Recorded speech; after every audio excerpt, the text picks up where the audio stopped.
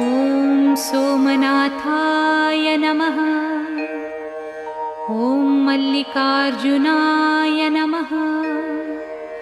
ॐ महाकालेश्वराय नमः। ॐ ओंकारेश्वराय नमः। ॐ वैद्यनाथाय नमः। ॐ भीमशङ्कराय नमः। ॐ रामेश्वराय नमः। ॐ नागेश्वराय नमः। ॐ विश्वेश्वराय नमः। ॐ त्र्यम्बकेश्वराय नमः। ॐ केदारेश्वराय नमः।